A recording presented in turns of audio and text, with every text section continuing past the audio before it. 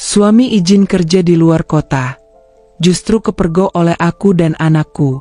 Ia sedang asik bermesraan dan makan di sebuah restoran mewah. Ternyata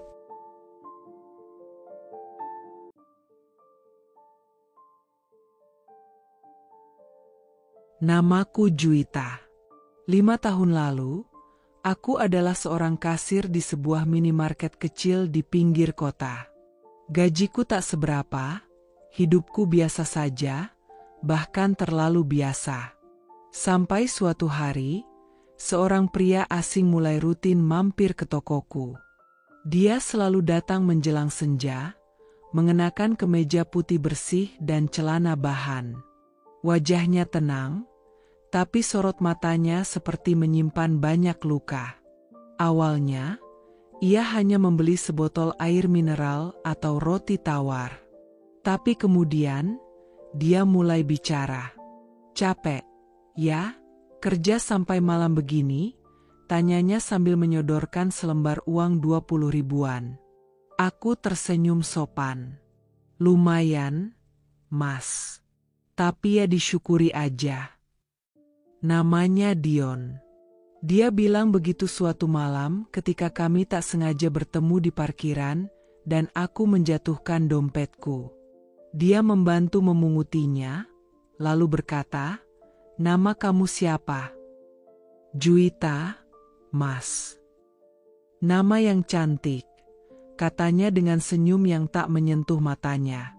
Dari obrolan singkat yang makin sering terjadi, aku tahu dia duda. Awalnya aku kira dia hanya pria ramah yang kesepian.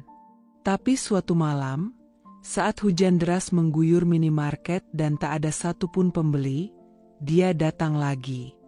Basah kuyup. "Boleh numpang duduk sebentar?" tanyanya. Aku mengangguk, lalu memberinya segelas teh hangat dari dispenser belakang. Malam itu, ia membuka cerita. "Aku dulu pernah menikah. Istriku, dia wanita yang cantik, sangat cantik. Tapi dia memilih pria kaya dan meninggalkan aku dan anak kami demi gaya hidup mewah." Aku hanya diam, mendengarkan. Di matanya ada luka yang dalam. Setelah ditinggal, aku sempat hancur. Tapi kamu, Juwita, kamu seperti pengingat bahwa hidup bisa dimulai dari awal. Aku tak tahu harus menjawab apa. Tapi setelah malam itu, semuanya berubah. Dion semakin sering datang. Ia mulai menjemputku sepulang kerja, bahkan menawarkan bantuan mengantar ibuku ke puskesmas saat beliau sakit. Lingkunganku mulai bergosip, tentu saja. Seorang duda mapan yang dulunya menikahi Elsie, mendekati kasir minimarket yang biasa-biasa saja. Terlalu aneh bagi mereka. Suatu hari, aku bertanya padanya, "Kenapa aku, Mas? Aku bukan siapa-siapa." Dia menatapku lama, lalu menjawab pelan, "Karena kamu gak menilai aku dari masa laluku." Air mataku nyaris jatuh.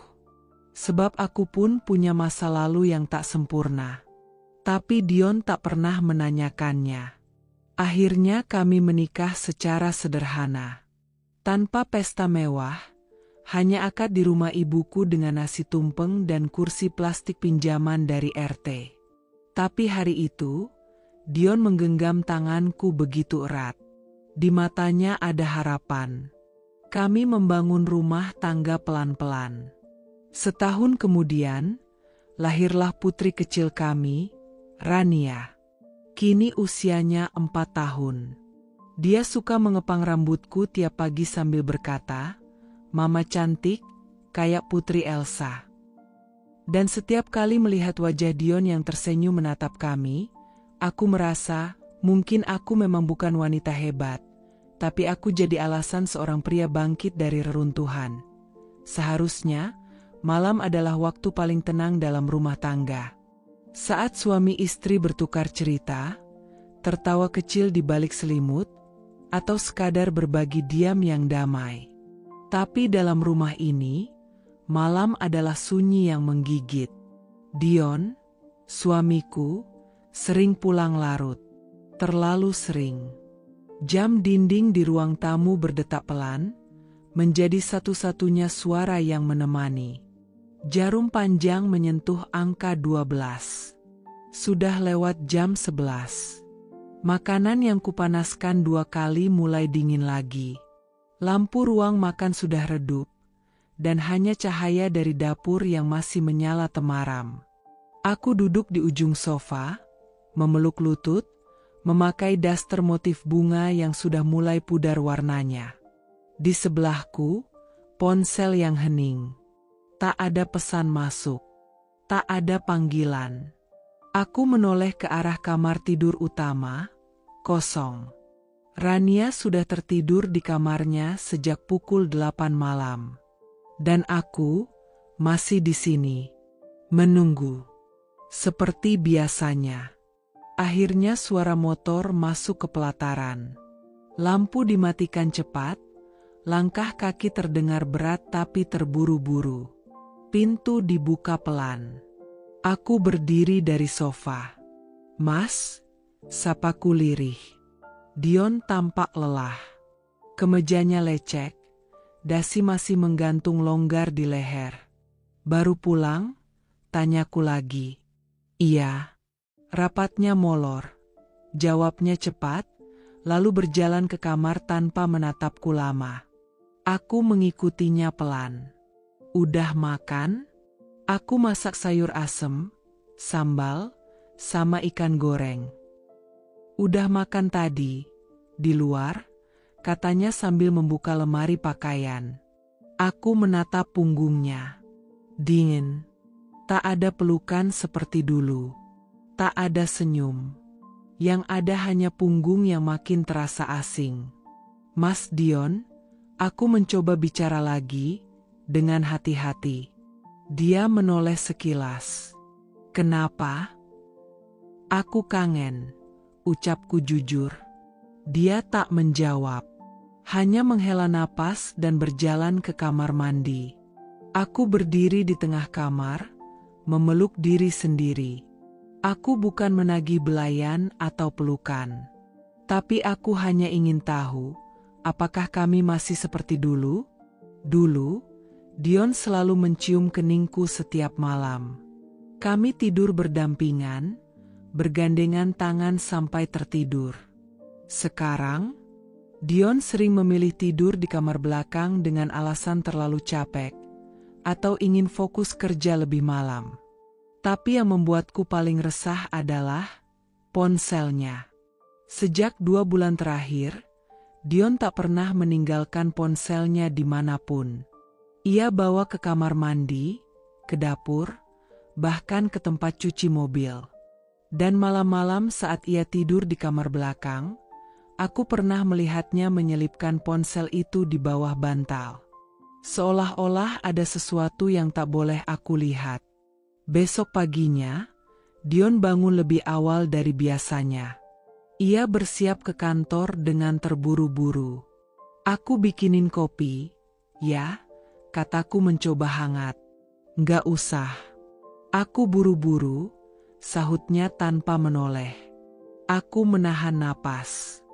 "Aku antar sampai depan," tawarku lagi. "Jangan." Aku langsung mampir ke lokasi proyek dulu. Ia meraih kunci mobil, lalu melangkah cepat keluar. Bahkan tak mencium Rania yang sedang duduk di ruang tengah sambil menyusun mainannya. "Papa nggak pamit?" tanya Rania dengan suara kecil. Aku hanya bisa tersenyum, setengah mati menahan sesak. "Papa buru-buru, sayang." Setelah Dion pergi, aku masuk ke kamar dan duduk di tempat tidur yang dingin. Mataku mengarah pada bantal Dion yang masih terlihat agak berantakan. Dengan hati-hati, aku menyingkap bantal itu. Kosong. Tapi semalam, aku yakin dia menyelipkan ponsel di bawahnya. Apa yang sedang dia sembunyikan dariku? Malam berikutnya, Dion pulang lebih larut dari biasanya. Aku tak menunggu di ruang tamu seperti kemarin.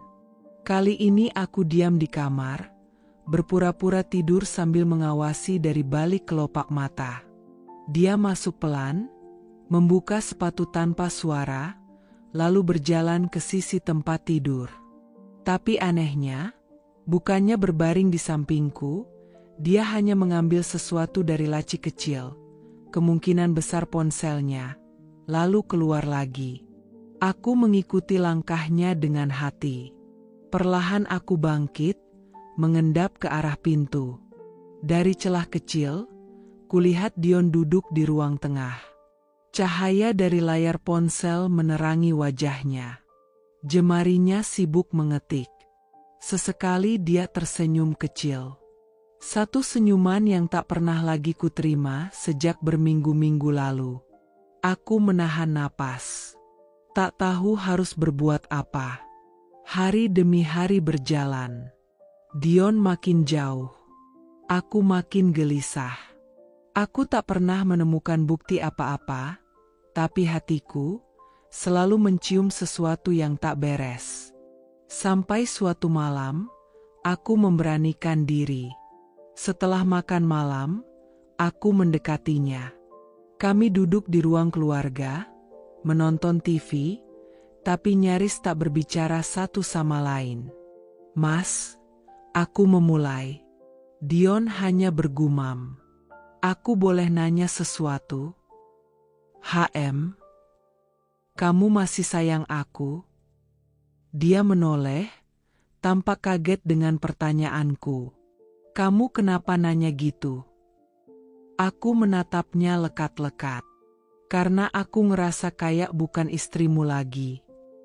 Dion tertawa kecil. "Juwita, kamu terlalu sensitif. Aku cuma sibuk." "Sibuk sampai lupa bilang sayang?" Dion diam. "Sibuk sampai lebih sering tidur di kamar belakang?" Lanjutku dengan suara yang bergetar. Dia menghela napas panjang. "Aku cuma butuh ruang, Thea. Aku lelah dengan kerjaan, dengan semuanya. Tolong jangan dibesar-besarkan." Aku menahan air mata. "Ruang? Tapi kita ini suami istri, Mas. Kita bukan sekadar serumah, tapi seharusnya sekasur, sejiwa." Dion berdiri. Aku capek. Aku masuk dulu ke kamar belakang. Lagi-lagi, dia meninggalkan aku dengan kalimat yang menggantung. Dengan perasaan yang makin menganga. Esok harinya, aku mengantar Rania ke taman bermain. Di bangku taman, aku duduk sendiri sambil memperhatikan anak-anak berlarian. Tapi pikiranku tak lepas dari Dion. Dulu, dia bilang aku membuatnya merasa utuh kembali. Lalu, sekarang siapa yang membuatku terasa utuh? Seorang ibu di sebelahku tiba-tiba bertanya, "Maaf, suaminya nggak ikut, Mbak?" Aku tersenyum lemah. "Lagi kerja, Bu." "Oh, sayang banget. Padahal lucu banget anaknya. Jarang ya lihat ayah main bareng sekarang." Perkataannya menusuk. Tapi aku hanya diam. Menyembunyikan luka di balik senyuman pura-pura. Pagi itu matahari belum naik sepenuhnya. Aku baru saja selesai menyiram bunga di halaman depan ketika suara langkah kaki mendekat dari balik pagar rumah Bu Erna, tetangga sebelah. Suaranya seperti biasa, renyah tapi syarat rasa ingin tahu yang menyusup diam-diam seperti angin dingin. "Pagi, Bu Juwita," sapanya manis. Aku menoleh dan membalas, "Pagi, Bu Erna." Ia membuka pintu pagar kecil yang menghubungkan pekarangan rumah kami, lalu melangkah masuk tanpa sungkan. Di tangannya ada kantong plastik berisi daun singkong segar. "Nih, tadi pagi dapat dari tukang sayur.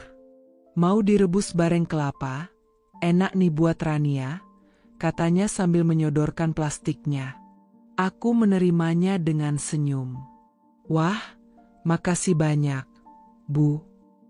Ia duduk di bangku panjang depan rumah, seperti biasa.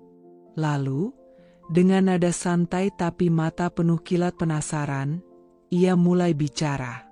Juwita, kemarin sore aku lihat mobil putih parkir agak lama depan rumahmu. Kayaknya bukan mobil Pak Dion deh. Aku menyapu daun-daun kering dengan sapu lidi, berusaha terlihat tidak terlalu tertarik. Oh ya, Bu. Iya, aku sih awalnya kira ojek online. Tapi ternyata, cewek muda turun dari kursi depan. Cantik, kurus, pakai baju rapi banget. Terus dia nunggu sebentar, sambil main ponsel. Nggak lama, Pak Dion keluar, dan langsung duduk di sebelahnya. Tanganku terhenti. Sapu lidi di genggaman menegang.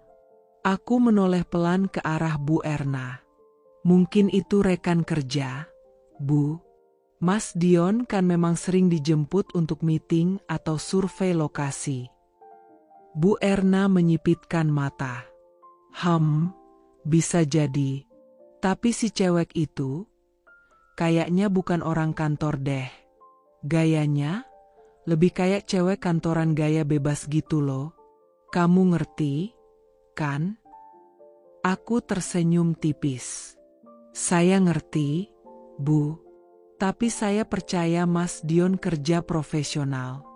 Lagi pula, kalau memang penting, pasti ada alasannya. Bu Erna tertawa kecil. Iya, kamu memang istri yang baik. Nggak curigaan. Tapi kalimat terakhirnya seperti sindiran terselubung. Setelah itu ia pamit, meninggalkan aku yang masih berdiri kaku di depan rumah. Sapu lidi sudah jatuh ke tanah. Hati kecilku berdentum pelan. Cewek muda, mobil putih. Selama ini Dion selalu bilang dia pergi sendiri ke kantor. Atau kalaupun dijemput, biasanya supir kantor pria. Tapi, kenapa sekarang perempuan? Dan kenapa dia tak pernah cerita? Siangnya, aku mencoba mengabaikan semuanya. Aku membersihkan rumah, memasak untuk Rania, mencuci pakaian Dion, dan mencoba mengusir kecemasan yang mulai menebal seperti kabut. Tapi kalimat Bu Erna terngiang-ngiang di kepala. Cewek muda cantik turun dari mobil. Setelah Rania tidur siang, aku membuka lemari tempat Dion biasa menyimpan dokumen. Ada beberapa amplop proyek, map berisi jadwal kunjungan, dan 2 kartu nama terselip di antara dokumen. Aku menarik salah satunya. Salsabila Utami, ST. Marketing Eksekutif, PT Prisma Arta Raya. Email, salsa.utami@prismagroup.id. Tanganku bergetar.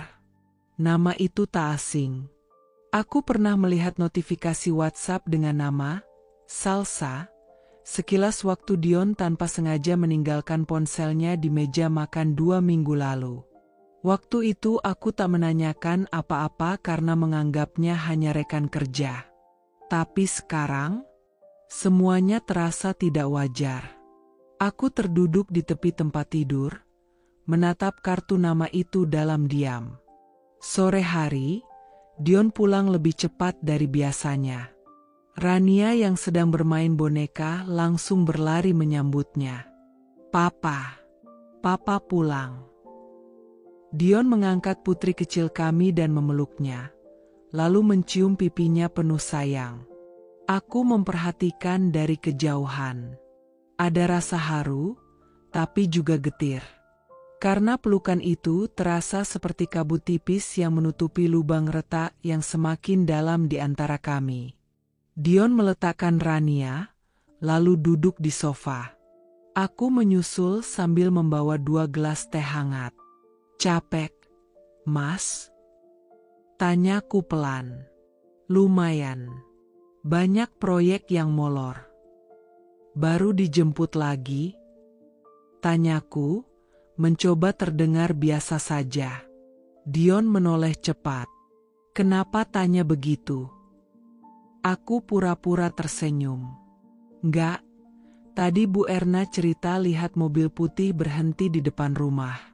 Dia bilang ada cewek muda turun.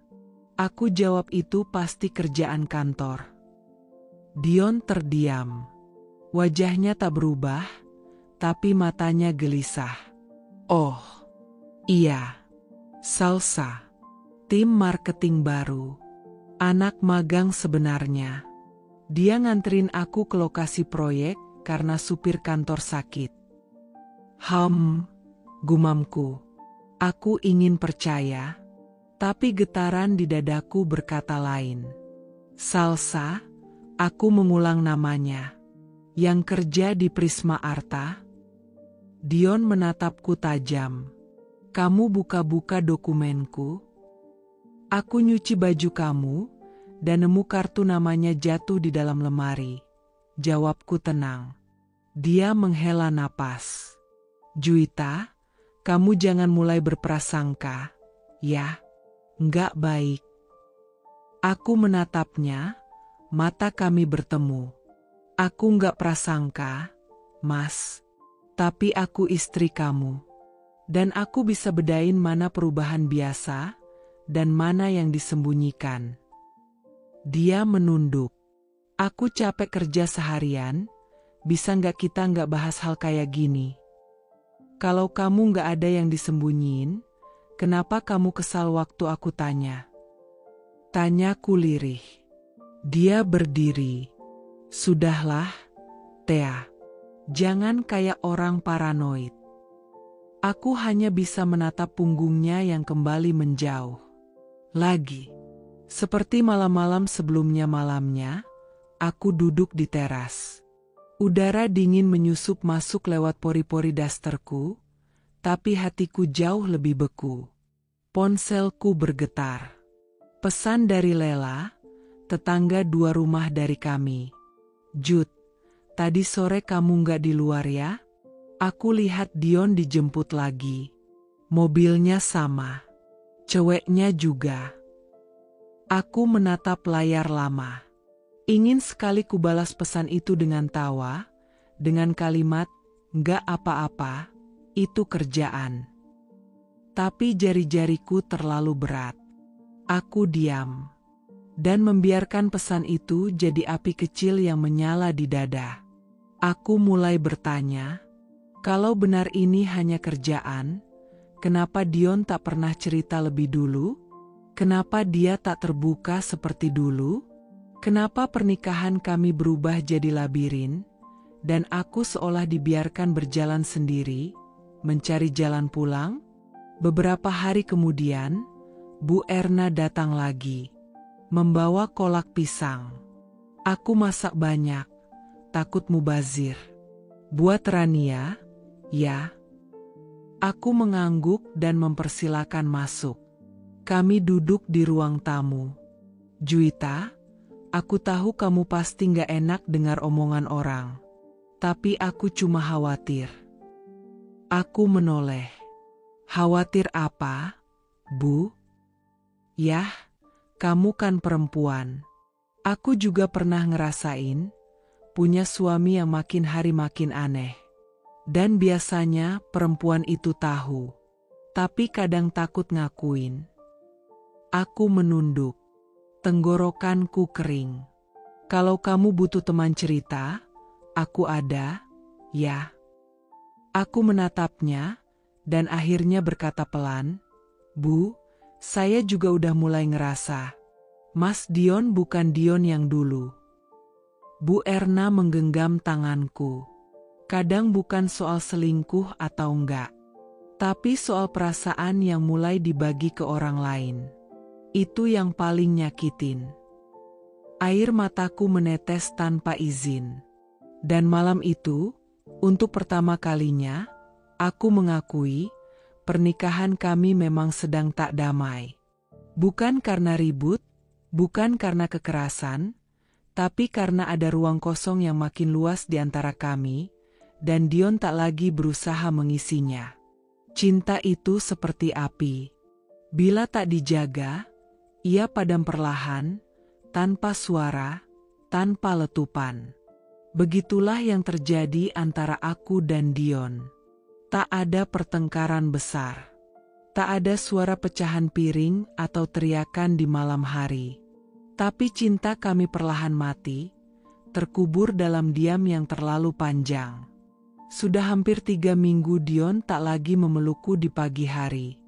Biasanya, sebelum berangkat kerja, dia akan mengecup keningku dan memeluk Rania erat, membisikkan doa dan janji akan pulang cepat. Tapi sekarang, dia hanya mengenakan sepatu, meraih tas, lalu keluar rumah. Kadang-kadang aku bahkan tidak tahu jam berapa dia berangkat. Saat aku membuka mata, hanya suara pintu gerbang yang berdecit dan aroma sabun mandinya yang tersisa samar di udara.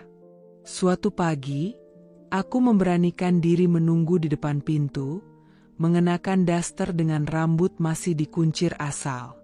"Mas," sapaku saat dia muncul dari dalam kamar, sudah rapi dengan koper kecil di tangan. "Lo, mau keluar kota?" tanyaku. "Iya, 2 hari. Urusan proyek di Bandung," jawabnya singkat. Aku mencoba tersenyum. "Nggak bilang-bilang dulu?" "Baru dikabarin semalam. Meeting mendadak," katanya sambil mengecek ponsel. "Rania pasti nyariin kamu." "Loh?" Dia tak menjawab. Hanya mengangguk dan membuka pintu. Tak ada pelukan. Tak ada ciuman. Bahkan tak ada lambaian tangan saat mobilnya melaju menjauh. Aku berdiri lama di ambang pintu. Memandangi jalan kosong, mencoba menepis rasa, tapi gagal. Apa yang tersisa dari sebuah pernikahan jika sentuhan pun mulai tak lagi diberi? Malamnya, aku menemani Rania tidur. Anak itu tumbuh jadi gadis kecil yang pintar dan perasa. Ia bisa membaca suasana, walau tak tahu namanya. "Papa pergi lagi?" tanyanya sambil memeluk boneka kelincinya. "Iya, sayang. 2 hari aja," jawabku pelan. "Kenapa papa sekarang sering pergi? Dulu kan tiap malam bacain cerita." Aku mengusap rambutnya. "Papa kerja, sayang. Supaya kita tetap bisa makan enak dan kamu bisa sekolah." Rania diam, lalu menatapku. "Tapi mama sedih, ya?" Aku kaget. Kenapa tanya begitu? Soalnya, mata mama kayak mau nangis. Tapi mama tahan. Aku tersenyum pahit. Anak ini terlalu peka. Terlalu dewasa untuk usianya. "Enggak, kok, bohongku." Hari-hari selanjutnya berjalan seperti bayangan yang tak lagi punya bentuk. Dion makin sering keluar kota. Kadang Bandung, kadang Semarang, kadang katanya ada survei proyek ke Lampung. Tapi setiap kali pulang, dia tak membawa kehangatan apa-apa. Hanya tubuh yang lelah dan wajah yang enggan diajak bicara. Di meja makan, kami makan bertiga. Aku, Rania, dan Dion. Tapi hanya Rania yang bicara. Dion sibuk dengan ponsel. Sekali-kali tersenyum, bukan pada kami, tapi pada layar. Suatu malam, setelah Rania tidur, aku memberanikan diri menyusul Dion ke ruang kerja kecil di belakang rumah. Ia sedang mengetik di laptop, dikelilingi kertas proposal dan laporan proyek. "Mas, boleh bicara sebentar?" Dia tak menoleh. "Bentar. Ini belum selesai." Aku berdiri diam hampir 5 menit, lalu berkata lagi, "Aku cuma butuh 5 menit. Nggak lebih." Akhirnya dia menghentikan ketikannya, menoleh. "Apa?" Aku menarik napas. Aku ngerasa kamu makin jauh. Dia mengernyit. Maksudnya? Kamu gak pernah peluk aku lagi. Gak pernah cium aku. Bahkan untuk sekadar tanya, kamu capek gak hari ini? Juga gak pernah. Juwita, dia mulai bersuara, nadanya datar. Aku tahu kamu capek. Aku tahu kerjaan kamu berat. Tapi aku juga di sini, Mas. Di rumah ini, di pernikahan ini. Aku bukan cuma pelengkap pajangan. Dion mengusap wajahnya. Aku lagi banyak pikiran. Aku juga. Tapi kita pasangan. Harusnya kita berbagi, bukan menjauh. Dia berdiri. Aku gak bermaksud ninggalin kamu. Aku cuma butuh ruang. Kamu sudah punya ruang itu. Tiap malam kamu tidur di kamar belakang. Tiap minggu kamu keluar kota. Kamu udah dapat semua ruang yang kamu mau. Tapi aku di sini sendirian. Dia terdiam. Tak ada bantahan. Tapi juga tak ada permintaan maaf. Mas Dion, suaraku makin lirih. Kamu masih cinta aku? Dia menatapku lama, lalu berkata pelan, aku gak tahu, Thea. Mungkin aku lagi bingung sama semuanya. Dan malam itu, jawabannya lebih menyakitkan daripada jika dia berteriak atau memaki. Dia tidak tahu apakah masih mencintaiku. Keesokan paginya, aku bangun lebih awal. Bukan karena ingin menyambut Dion, tapi karena aku ingin sendiri, di dapur. Hanya aku dan suara air mendidih. Aku duduk sambil memeluk gelas teh hangat, memandangi dinding yang mulai retak di sudut langit-langit. Retak, seperti hatiku. Dion keluar dari kamar belakang, rapi dengan koper di tangan lagi. Bandung, tanyaku tanpa menoleh. Jogja, jawabnya pendek. Aku berdiri. Mas. Dia menoleh cepat. Aku gak akan tahan kalau harus begini terus. Apa maksudmu? Aku masih istrimu. Tapi aku merasa seperti asisten rumah tangga yang kamu tinggal tiap hari. Aku jaga anak, aku masak, aku urus rumah. Tapi kamu bahkan gak menyentuhku lagi. Dia mengalihkan pandangan. Kamu terlalu drama, Thea. Aku menahan air mata. Aku bukan drama. Aku cuma rindu diperlakukan seperti istri. Tak ada pelukan. Tak ada pelipur. Tak ada janji bahwa semuanya akan berubah. Dan kali ini, dia pergi tanpa berkata sepatah kata pun. Di hari kelima Dion berada di luar kota, aku mulai terbiasa dengan sepi. Bahkan aku mulai berbicara dengan bayanganku sendiri di cermin. Masih cinta, Thea? Tanyaku pada pantulan wajahku sendiri. Aku mengangkat bahu. Mungkin tidak. Tapi aku masih bertahan. Kenapa? Karena aku takut kalau pergi, aku akan benar-benar hilang dari hidupnya. Dan sekarang, kamu belum hilang. Aku terdiam. Tak bisa menjawab. Hari ulang tahunku datang seperti angin lewat di jendela. Tak ada ucapan. Tak ada kue. Bahkan tak ada pesan singkat dari Dion. Padahal kalender di dapur, yang setiap bulannya aku isi sendiri dengan pulpen merah, tertulis jelas, ultah mama hati merah 2. Tapi pagi itu Dion hanya berangkat seperti biasa, dengan wajah lelah dan ponsel yang tak lepas dari tangannya. Saat aku menyodorkan sarapan, ia hanya berkata, aku buru-buru. Tanpa ciuman, tanpa lirik mata, tanpa apa-apa. Bahkan Rania pun lupa. Mungkin karena aku tak ingin membuat anakku merasa bersalah, aku memilih diam. Aku masak seperti biasa, mencuci baju seperti biasa, dan menyiram bunga di halaman depan, seperti hari-hari biasa. Tapi hatiku tidak biasa. Hatiku terluka dalam diam. Sore itu, demi menenangkan diri, aku mengajak Rania jalan-jalan ke taman kota. Ia berlarian mengejar kupu-kupu, tertawa lepas. Aku duduk di bangku panjang di bawah pohon rindang, mengamati langit yang mulai berwarna jingga. Di dada, ada rasa getir yang menumpuk. Aku baru saja genap 35 tahun, dan rasanya seperti tak ada yang peduli. Juwita? Sebuah suara memanggil namaku dari arah kanan. Suara itu membuatku menoleh refleks. Suara yang sangat familiar. Bahkan setelah sekian tahun, aku menatap pria itu.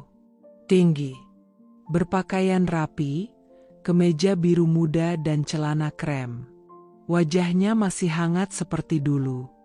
Hanya sedikit lebih dewasa. Lebih teduh. Tian, suaraku tercekat. Ia tersenyum lebar. Ya ampun, kamu Juwita, kan? Aku berdiri setengah gugup. Iya, ini benar-benar kamu. Dia tertawa kecil. Iya, ya Tuhan, sudah berapa tahun ya? Sejak lulus kuliah, 12, 13. Aku ikut tertawa. Kurang lebih segitu. Tian menatapku lama. Kamu gak banyak berubah. Aku tersenyum kaku. Tapi waktu terus jalan. Dan kamu makin kelihatan dewasa. Matamu masih sama, katanya lirih. Aku salah tingkah. Tapi sebelum aku sempat menjawab, Rania datang berlari dan memelukku dari samping. Mama aku capek, serunya. Tian menatap Rania, lalu kembali menatapku. Ini? Anakku, jawabku, sambil tersenyum. Namanya Rania. Umurnya 4 tahun. Rania melirik Tian dengan penasaran. Om siapa? Ma? Aku ragu sejenak, lalu berkata, ini Om Tian, teman mama waktu kuliah dulu. Tian jongkok dan tersenyum pada Rania. Hai, Rania. Kamu cantik banget. Rania tersipu dan bersembunyi di balik lenganku. Kami duduk bertiga di bangku taman. Angin sore berembus pelan, dan suara anak-anak bermain jadi latar belakang percakapan kami. Jadi, kamu tinggal di kota ini? Tanyaku. Baru 2 bulan, jawab Tian. Aku ditugaskan ke cabang sini. Aku kerja di bidang properti sekarang. Wah, keren ya, ujarku. Dan kamu? Tian menatapku. Kelihatan matang, lembut, kayak selalu tahu apa yang harus dilakukan. Aku tertawa tipis. Padahal kadang aku nggak tahu sama sekali. Dia tersenyum. Kamu nikah ya sekarang? Aku mengangguk pelan. Iya, suamiku kerja di bidang konstruksi. Namanya Dion. Tian tak berkata apa-apa sejenak. Lalu mengangguk. Dan kamu, bahagia? Pertanyaannya menamparku lembut. Aku menunduk, menghindari tatapannya. Aku punya anak yang luar biasa. Itu cukup untuk membuatku bertahan. Tian terdiam. Lalu berkata pelan, kamu dulu orang yang paling tulus yang pernah aku kenal. Bahkan waktu aku kehilangan arah, kamu tetap sabar di sampingku. Aku tertawa kecil, getir. Lalu kamu pergi tanpa pamit. Karena aku takut. Aku tahu aku belum siap menyayangi kamu sebesar yang kamu layak dapatkan. Jawabnya jujur. Aku menoleh. Dan sekarang aku sadar. Waktu itu aku bodoh. Hening. Kami saling menatap. Tak ada kata-kata lagi yang bisa menutupi jarak bertahun-tahun. Setelah mengantar Rania membeli es krim, Tian mengajakku duduk sebentar di kafe dekat taman. Aku sempat menolak, tapi dia bersikeras. Anggap ini hadiah ulang tahunmu, katanya, membuatku kaget. Kamu tahu? Tanyaku heran. Tadi waktu kamu ngobrol dengan Rania, aku lihat cincin di jarimu, ada ukiran kecil tanggal. Dan hari ini tanggalnya cocok. Masih pakai cincin kawin yang dipersonalisasi ya? Aku tersenyum tipis. Kamu masih seteliti itu ya? Tian hanya menatapku, lalu berkata, "Selamat ulang tahun, Juwita." Dan untuk pertama kalinya hari itu, aku menangis. Tian kaget. "Hei, aku salah ngomong, ya?" Aku menggeleng cepat. "Bukan. Aku cuma, hari ini nggak ada yang ingat. Bahkan suamiku. Bahkan ibuku pun cuma kirim pesan singkat." Tian terdiam. Ia menyodorkan tisu dari sakunya. "Dulu kamu selalu ingat ulang tahunku," kataku. "Dan sekarang, aku masih ingat milikmu." Air mataku makin deras. Sore itu kami bicara panjang. Tentang masa kuliah, tentang dosen yang galak, tentang mimpi yang berubah arah. Aku tertawa, aku menyela, aku mendengarkan, aku bercerita. Sesuatu yang sudah lama sekali tidak kulakukan dengan Dion. Tian melihatku dalam, lalu berkata, "Kamu pantas bahagia, Juwita. Jangan pernah biarkan dirimu jadi pilihan terakhir di hidup orang lain." Aku menunduk. Kata-katanya menusuk terlalu dalam. Karena diam-diam aku memang sudah merasa begitu, menjadi nomor 2 dalam rumah tanggaku sendiri. Saat senja tiba, aku pamit pulang. Tian mengantar sampai mobil. "Boleh aku hubungi kamu lagi?" tanyanya pelan. Aku ragu, tapi akhirnya berkata, "Sebatas teman lama, aku nggak keberatan." Tian mengangguk.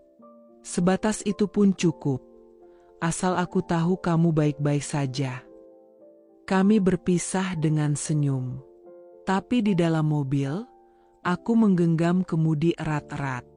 Di dada, ada emosi campur aduk yang tak bisa kutafsirkan. Aku bukan perempuan yang mudah berpaling. Tapi hari itu, aku sadar betapa rindunya aku pada rasa diperhatikan. Dan Tian, dengan semua ketenangannya, telah memberiku hadiah ulang tahun paling sederhana, namun paling bermakna. Ia mengingatku sesuatu yang tak lagi kulihat dari Dion. Pagi itu Dion tampak lebih rapi dari biasanya. Ia keluar dari kamar mandi dengan rambut basah yang disisir ke belakang, mengenakan kaos putih berkerah dan celana bahan warna coklat susu. Bukan setelan kerja. Aku yang sedang menyuapi Rania, hanya melirik sekilas, cukup untuk menangkap aroma berbeda dari parfum di tubuhnya. Harum yang belum pernah kupakai, dan belum pernah tercium sebelumnya darinya. "Mas, kamu hari ini nggak ke kantor?" tanyaku. Dion merapikan koper kecil hitam di atas tempat tidur, lalu menjawab cepat, "Luar kota. 2 hari. Ke Semarang. Ada pertemuan proyek." "Jam berapa berangkatnya?" "Abis sarapan. Sopir kantor udah di perjalanan ke sini." Aku mengangguk, menyuapi Rania sendok terakhir bubur ayam. "Baju dinasnya mana?" tanyaku sambil berdiri dan menuju koper. Bukan niat memeriksa, tapi sekadar refleks sebagai istri. Biasanya Dion tak pernah keberatan. Tapi pagi itu, dia menoleh cepat. Udah semua, Thea. Nggak usah dicek. Aku udah siapin sendiri. Aku menahan langkah.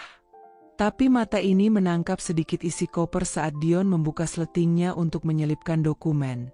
Kaos putih, jeans biru gelap, sepatu sneakers putih yang masih baru, dan sebotol parfum dengan botol kaca mewah warna hitam, parfum mahal yang tak pernah kubelikan untuknya. Tak ada setelan jas. Tak ada map kerja. Tak ada laptop. Aku tak berkata apa-apa. Tapi dari dalam, hatiku mulai menyesak perlahan. Setelah Dion berangkat, aku duduk lama di ruang tamu, menatap kosong ke arah pintu. Parfum yang tertinggal di udara membuatku mual. Rania bermain Lego di karpet.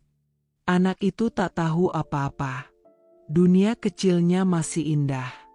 Tapi aku mulai merasa seperti wanita bodoh yang diberi serpihan cerita, lalu diminta menyusun kepingan yang tak utuh. 3 kali Dion bilang keluar kota dalam sebulan. Tapi tidak ada satupun kwitansi hotel, bon restoran, atau baju yang bau apek perjalanan seperti biasanya. Semua rapi, wangi, bersih. Dan kali ini, koper itu seperti koper liburan. Siangnya aku memberanikan diri menelepon kantor Dion. Aku bicara dengan resepsionis yang sudah beberapa kali aku temui saat mengantar makan siang dulu. Maaf, Mbak Vira, saya Juwita, istrinya Pak Dion. Boleh tanya sebentar? Oh iya, Bu Juwita. Ada apa ya? Pak Dion hari ini ke Semarang ya? Hening sejenak di ujung telepon. Semarang, Bu? Tanyanya heran. Iya, katanya ada proyek. Saya kurang tahu ya, Bu. Tapi setahu saya, Pak Dion minggu ini cuti 2 hari. Izin pribadi katanya. Hari ini dan besok. Darahku mendidih. Tapi suaraku tetap pelan. Cuti? Jadi, bukan urusan kerjaan? Iya, Bu. Setahu saya begitu. Aku menutup telepon. Dunia terasa berputar perlahan. Kursi yang kududuki terasa goyah. Dion berbohong. Luar kota bukan untuk kerja, tapi untuk entah apa. Atau entah siapa. Malamnya, saat Rania sudah tidur, aku membuka lemari Dion. Mencari jawaban dalam diam.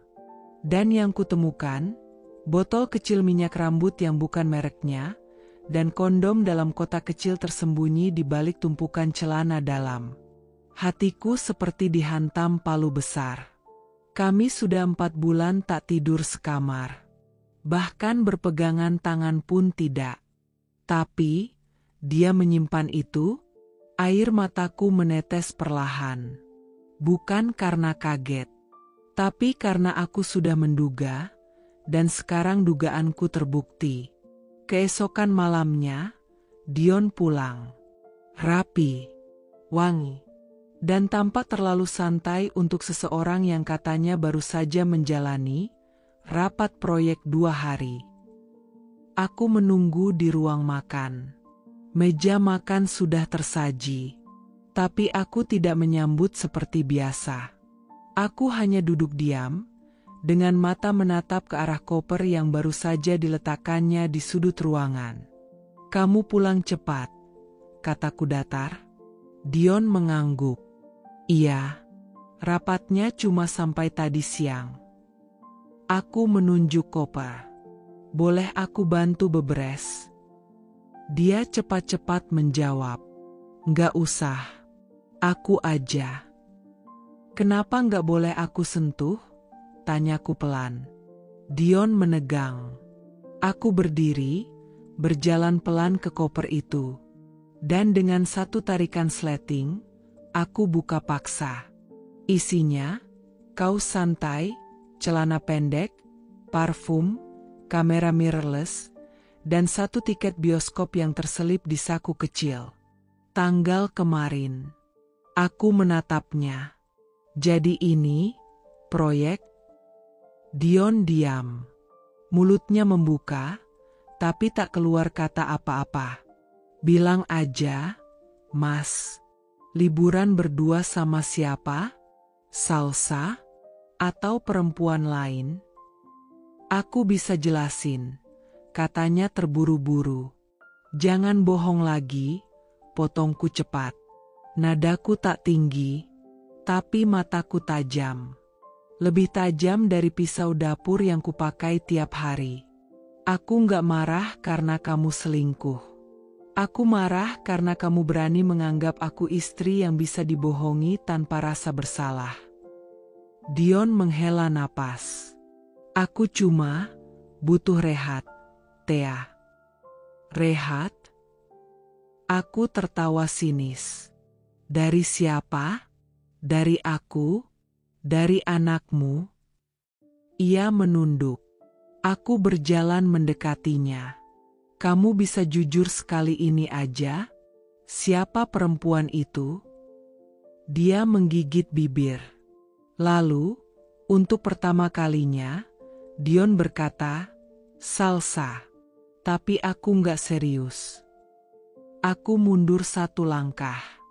Berarti kamu memang sudah mulai tidur dengan dia? Dia tak menjawab. Dan bagiku, diamnya lebih buruk dari pengakuan. 2 hari berlalu, dan ponsel Dion tetap mati.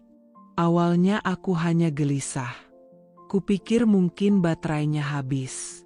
Atau mungkin sinyal buruk di tempat dia bekerja. Tapi setelah 5 kali panggilan tak terhubung, dan pesan WhatsAppku hanya centang 1, gelisah itu berubah jadi gemuruh. Aku tahu Dion masih bernapas. Tapi tidak untuk kami. Rania mulai bertanya. Mama, ayah kemana sih? Kok enggak pulang-pulang? Aku tersenyum menenangkan. Ayah kerja, sayang. Nanti juga pulang. Padahal dalam hati aku mulai mengutuk semua kemungkinan. Pikiran buruk menyerbu bertubi-tubi. Kecelakaan? Sakit? Atau bersama perempuan lain? Aku coba hubungi kantor. Tapi jawabannya sama seperti dulu. Pak Dion sedang cuti pribadi. Tak ada penjelasan. Tak ada kabar. Hanya keheningan yang menusuk. Di malam kedua, saat aku menyuapi Rania makan malam, ia menatapku dengan wajah polos. Lalu bertanya tanpa beban. Mama. Iya, sayang. Tadi siang aku lihat ayah. Sendokku berhenti di tengah gerak. Di mana? Di jalan depan sekolah. Aku lihat dari mobil, waktu pulang les. Hatiku tercekat. Kamu yakin itu ayah? Rania mengangguk. Yakin. Ayah jalan kaki, sama tante rambut panjang, bajunya ketat. Jalannya dekat banget. Dekat gimana? Rania berpikir sejenak. Kayak mau gandengan tangan. Dunia seperti berhenti berdetak. Tangan kananku gemetar. Tapi suara ini tetap kuusahakan tenang. Kamu bilang ke ayah? Iya. Aku panggil pelan dari dalam mobil. Tapi ayah bilang, jangan bilang mama, ya. Ini rahasia. Kata itu menghantamku lebih keras dari apapun. Jangan bilang mama, ini rahasia. Dari suami kepada anak. Untuk menyembunyikan perselingkuhan, air mataku jatuh sebelum sempat kubendung. Di hadapan Rania, ia langsung panik. Mama nangis? Aku salah ya, Ma? Aku cepat-cepat menghapus air mata. Enggak, sayang. Kamu enggak salah. Terus kenapa Mama sedih? Aku menarik napas panjang, lalu memeluk Rania erat-erat. Mama cuma kangen ayah. Malam itu aku duduk di ruang tamu tanpa lampu. Hanya cahaya dari luar yang masuk samar lewat kisi-kisi jendela. Ponsel Dion masih tak bisa dihubungi. Tapi kini, bukan itu yang menyakitkan. Yang menyayat adalah, Dion ada di kota ini. Berjalan bersama wanita lain. Dan menyuruh anak kami untuk berbohong. Aku menatap langit-langit, mencoba menahan air mata. Tapi tubuhku bergetar. Kenapa dia tak memilih diam? Kenapa harus melibatkan anak kami? Aku ingin berteriak. Tapi tak bisa. Takut Rania terbangun. Takut suara itu malah menghancurkan diriku sendiri lebih dulu. Keesokan harinya, aku mengantar Rania ke sekolah seperti biasa. Tapi pikiranku melayang terus. Aku memperhatikan setiap trotoar, setiap perempuan berambut panjang dengan baju mencolok. Siapa dia? Seberapa jauh hubungan mereka? Apakah Dion membawanya ke hotel? Apakah mereka tertawa bersama? Dan apakah Dion mencintainya lebih dari aku? Setelah mengantar Rania, aku duduk di mobil cukup lama. Ponselku masih di tangan. Masih tak bisa menghubungi Dion. Tapi sekarang, bukan soal baterai atau sinyal. Sekarang aku yakin, dia sengaja. Dia mematikan aksesku. Suamiku, pria yang dulu menciumku setiap pagi, kini lebih memilih berbagi langkah dengan perempuan asing dan menjadikan anak kami perisai dustanya. Malamnya, Dion pulang. Tiba-tiba, tanpa pemberitahuan. Sekitar pukul 10 malam. Aku sedang melipat baju di ruang keluarga saat suara pintu depan berderit. Jantungku berdetak kencang. Dion muncul di ambang pintu, membawa tas kecil. Wajahnya lelah, tapi rapi. Seperti orang yang pulang dari liburan, bukan kerja. Aku tak bicara, hanya menatapnya diam. Dion meletakkan tas, menatapku sejenak. Maaf, 2 hari ini sinyal jelek banget. Aku masih diam. Tak percaya pada tiap katanya. Aku baru bisa isi baterai tadi sore. Tadi chargerku ketinggalan di kantor. Lanjutnya, berusaha terdengar santai. Aku berdiri. Kamu jalan sama siapa? Dion mengernyit. Maksudnya? Kamu jalan di depan sekolah Rania. Sama perempuan berambut panjang. Bajunya ketat. Anakmu lihat. Dion terdiam. Wajahnya menegang. Kamu tahu apa yang lebih menyakitkan dari dibohongi suami? Tanyaku pelan. Mendengar kebenarannya dari mulut anak yang belum paham betul arti pengkhianatan. Juwita. Aku bisa tahan diperlakukan dingin. Aku bisa tahan kamu tidur di kamar terpisah. Tapi memanfaatkan anakmu sendiri untuk menutup kebohongan? Itu kejam, Mas. Dion menunduk. Lalu berkata pelan, aku bisa jelaskan. Silakan, jawabku cepat. Aku akan duduk. Tapi kali ini, jangan ada satupun dusta. Dion menarik napas. Lalu, dengan nada rendah, ia mulai bicara. Itu Salsa, katanya akhirnya.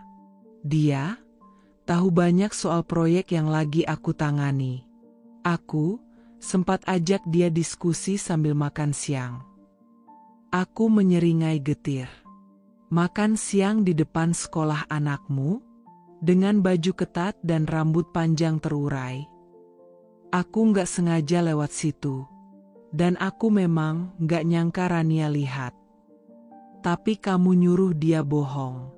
Itu yang paling menjijikkan. Dion menutup wajahnya dengan telapak tangan. Aku takut kamu salah paham. Aku bukan salah paham, Dion. Aku akhirnya paham bahwa kamu bukan lagi pria yang dulu kucintai. Air mata jatuh lagi, tapi bukan karena rindu. Kali ini, karena jijik. Jijik pada kebohongan yang bahkan tak malu lagi ditutupi. Setelah Dion masuk kamar, aku duduk lama di dapur. Di hadapanku, gelas kopi dingin yang tak pernah kusentuh. Di sampingnya, boneka Rania tergeletak seperti tahu ibunya patah lagi malam ini.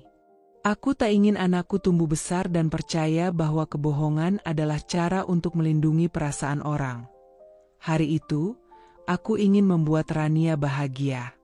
Setelah minggu-minggu penuh luka dan kekecewaan, aku pikir sedikit momen manis di luar bisa jadi pelipur.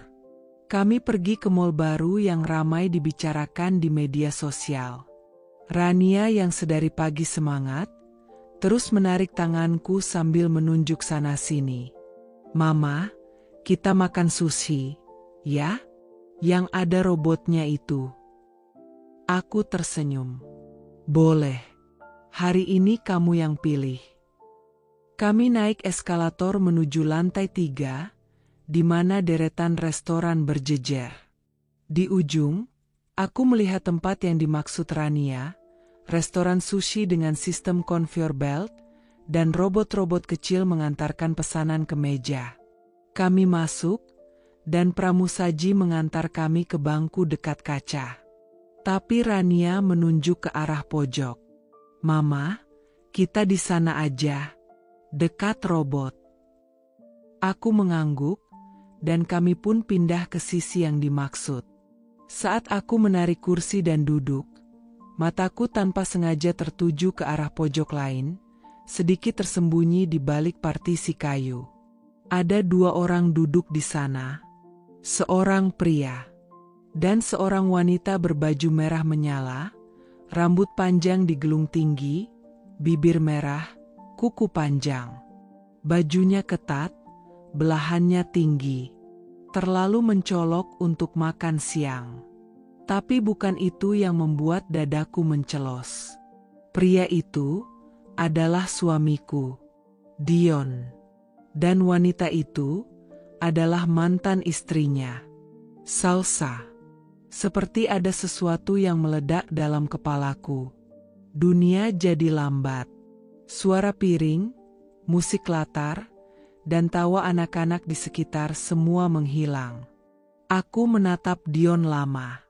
Ia tertawa, mengangguk, lalu tiba-tiba menyentuh tangan wanita itu. Menyentuh. Tertawanya lepas, matanya hidup. Jauh berbeda dari wajah lelah dan dingin yang ia tunjukkan padaku setiap malam. Darahku naik ke ubun-ubun, tapi tubuhku membeku. Aku hanya bisa duduk, tangan menggenggam sumpit erat-erat. Mama, kok diam? Tanya Rania polos. Aku tersadar. Iya maaf, sayang. Aku berusaha tetap tersenyum. Tapi mataku terus mencuri pandang. Salsa menyuapi Dion sepotong sushi. Dion membuka mulutnya, tertawa kecil seperti pria yang sedang jatuh cinta. Dia lupa dunia. Dia lupa aku. Bahkan dia lupa bahwa anaknya sedang duduk beberapa meter dari sana. Aku menunduk, mencoba menenangkan diri. Tapi nafasku pendek. Dada terasa penuh. Setelah 5 menit tak sanggup berpura-pura, aku berkata pada Rania, "Sayang, kamu mau main di playzone dulu?" "Beneran boleh?" Matanya bersinar. "Boleh. Tapi janji jangan jauh-jauh. Ya, Mama liatin dari sini." Ia melompat senang, lalu berlari ke arah arena bermain. Setelah memastikan dia masuk dengan aman, aku bangkit. Langkahku berat. Tapi kemarahan lebih kuat daripada rasa malu. Aku berjalan mendekat. Dion belum menyadari. Mereka masih asyik bercanda, sesekali saling berbisik. Lalu, "Mas Dion," ucapku tenang. Dua pasang mata menoleh serempak. Wajah Dion memucat seketika. Salsa, di sisi lain, menaikkan satu alisnya sambil tersenyum tipis. Menantang. "Masih kerja luar kota, ya?" tanyaku sambil menyilangkan tangan. "Juwita, ini. Aku nggak buta. Dan aku juga nggak tuli. Aku lihat. Aku dengar. Aku ngerti." Salsa memainkan sedotan di gelasnya. "Juwita, ya? Istri baru?" Aku menatap tajam. "Ya, istri sah yang dicurangi." Dion berdiri tergesa. "Juwita, tolong jangan bikin keributan di sini." Aku tertawa miris. "Aku bikin keributan? Kamu yang bawa perempuan ini ke tempat umum, makan sambil mesra-mesraan, sementara anakmu sedang duduk di restoran yang sama." Salsa pura-pura terkejut. "Oh, anak kamu di sini juga? Wah, bisa sekalian reuni keluarga kecil dong." Tanganku mengepal. "Cukup, Salsa. Aku bukan cewek yang kamu hina-hina waktu kamu tinggalkan dulu. Aku bukan kasir minimarket yang bisa kamu cibir, karena kamu pikir aku cuma pengganti bayanganmu." Salsa berdiri, melipat tangan. "Aku nggak butuh ngatain kamu. Dion aja yang nyari aku lagi." Tanya dia, "Kenapa?" Aku menatap Dion. "Apa benar?" tanyaku. Suaraku bergetar. "Kamu yang mulai lagi semua ini?" Dion menunduk. Aku bingung, Thea. Aku nggak pernah selesai sama masa lalu. "Dan kamu pikir aku siapa? Boneka?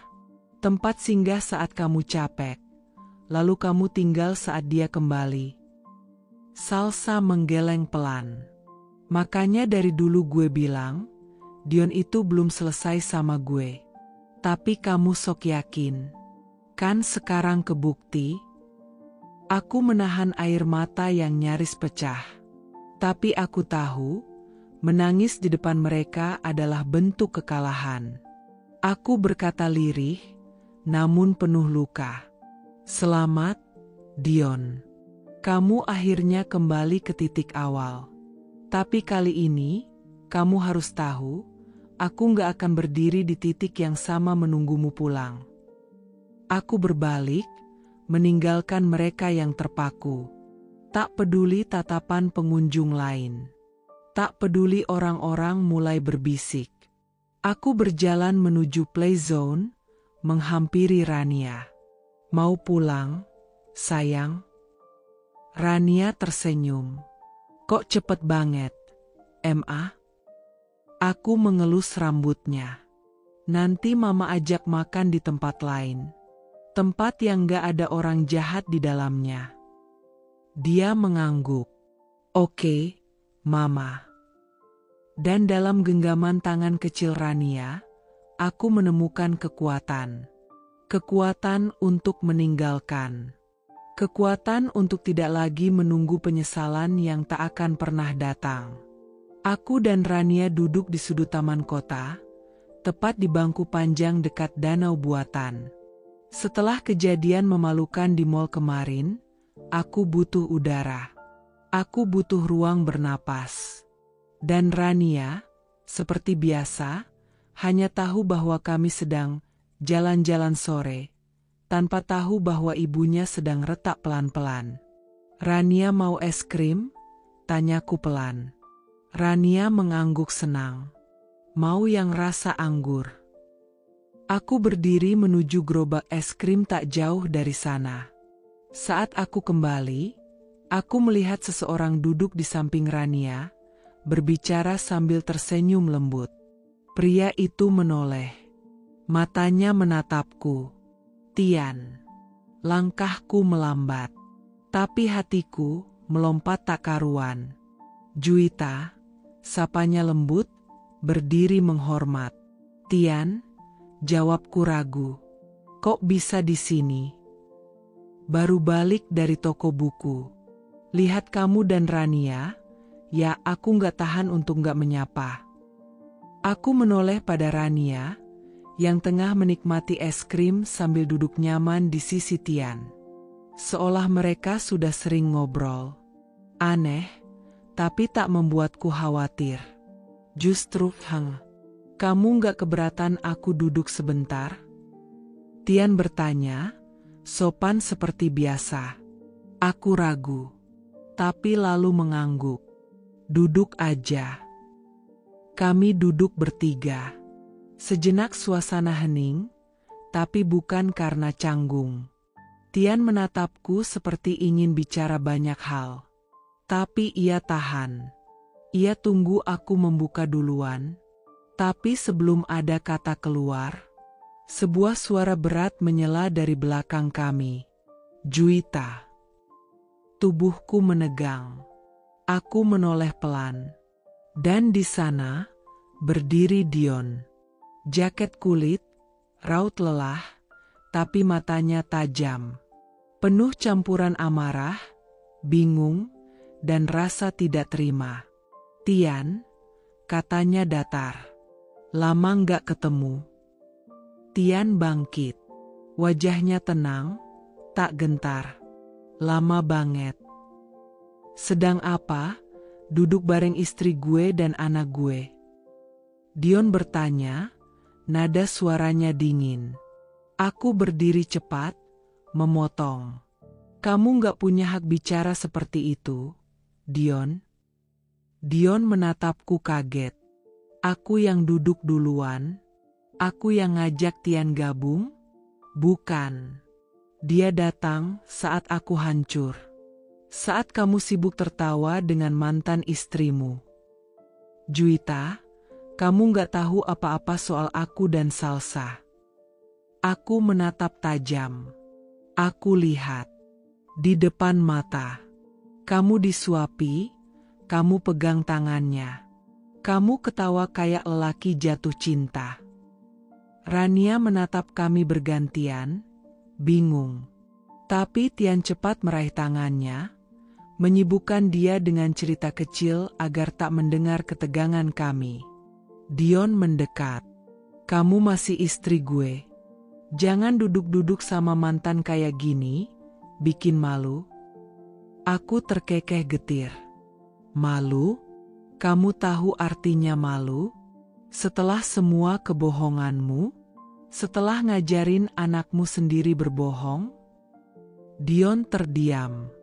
Aku melanjutkan, suara bergetar tapi mantap. Aku duduk dengan pria yang tak pernah berbohong padaku. Yang tidak menyentuhku, tapi memberiku rasa dihargai. Kamu tak punya ruang lagi untuk mengatur hidupku, Dion. Juwita, aku hilaf. Tapi jangan ajak anak kita ke arah yang salah. Kata-kata itu membuatku meledak. Arah yang salah? Suaraku naik 1 oktav. Arah yang salah adalah pria dewasa yang menyeret masa lalunya ke meja makan dan membiarkan anaknya melihat cinta palsu di depan ibunya. Wajah Dion mulai merah. Tapi Tian tetap tenang. Ia berdiri, menempatkan tubuhnya sedikit di depan kami, melindungi, tanpa menguasai. Dion, katanya perlahan. Aku tidak datang untuk merebut keluargamu. Aku datang karena Juwita dan Rania butuh tenang. Dan kamu, tampaknya, sudah cukup lama tidak memberi mereka itu. Dion mengepalkan tangan. Kamu pikir kamu siapa? Orang yang dulu kamu tinggalkan saat kamu menikah buru-buru. Dan sekarang, aku cuma ingin memastikan kalau yang kamu abaikan kali ini, nggak terluka sendirian. Aku menggenggam tangan Tian. Bukan karena cinta, tapi karena keberanian yang ia berikan diam-diam. Mas Dion, pulanglah. Tapi bukan ke rumah. Pulanglah pada dirimu sendiri, yang dulu aku cintai. Karena pria yang aku nikahi, sudah lama pergi. Dion menunduk. Matanya merah. Tapi ia tak menjawab. Hanya diam, lalu berbalik, melangkah pergi dalam sunyi yang menyayat. Aku duduk kembali. Nafasku berat. Lututku lemas. Tian mengusap pundakku. Kamu nggak sendiri. Aku tahu kamu kuat. Tapi kuat juga boleh butuh bahu. Aku menatapnya.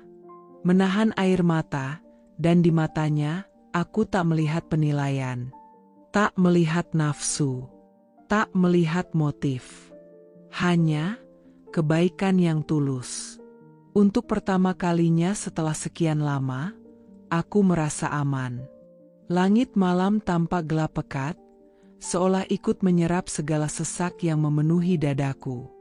Rania sudah tertidur di kamar. Setelah aku bacakan dongeng dengan suara tercekat dan tangan gemetar. Aku cium keningnya dalam-dalam, seperti takut itu jadi ciuman terakhir yang tenang dalam rumah ini. Jarum jam menunjukkan hampir pukul 11 ketika suara pintu pagar terbuka. Aku mendengar langkah kaki Dion, berat dan cepat. Detak jantungku ikut berdentum. Sebuah firasat buruk menjalar, tapi aku menunggu di ruang tengah dengan dada yang siap terbakar. Pintu utama terbuka kasar. Dion masuk, masih mengenakan jaket, matanya liar mencari sesuatu, atau seseorang. Di mana dia? Suaranya keras, langsung menghantam ketenangan rumah. Aku berdiri. Siapa? Dion menutup pintu dengan keras, membuat kaca jendela bergetar. Tian. Pria sialan itu. Jangan pura-pura bodoh. Aku nggak pura-pura bodoh. Aku cuma lelah dijadikan kambing hitam dari dosa yang kamu buat sendiri. Jangan main api, Juwita. Kamu pikir aku nggak tahu kamu makin dekat sama dia? Makan bareng, jalan bareng, duduk bareng di taman sambil pegangan tangan. Aku tertawa getir. Pegangan tangan? Itu yang kamu takutkan? Sementara kamu suapan-suapan mesra sama mantan istri sendiri di mall, kayak pasangan pengantin baru. Dion mendekat. Wajahnya merah. Suaranya naik. Dia cuma teman bisnis. Kamu jangan sok suci. Plah, tanganku menampar pipinya tanpa sempat kucegah. Refleks. Spontan. Tapi sepenuh hati. Dia menatapku, kaget, seolah baru pertama kali mengenal wajahku. Aku menahan semua, Dion, suaraku bergetar. Aku diam saat kamu pulang malam. Aku sabar waktu kamu mulai tidur terpisah. Aku pura-pura buta saat kamu mulai menyembunyikan ponselmu, dan aku masih berpura-pura tegar waktu anak kita sendiri bilang kamu suruh dia bohong. Matanya mulai basah. Tapi aku tak peduli. Kau duduk di depan umum bersama mantan istrimu. Tertawa, bersentuhan, seolah dunia milik kalian berdua. Lalu kau pulang, menuduh aku berselingkuh karena pria lain duduk bersamaku untuk mendengarkan kesakitanku. Dia tak menjawab. Nafasnya berat. Tubuhnya gemetar karena marah atau malu.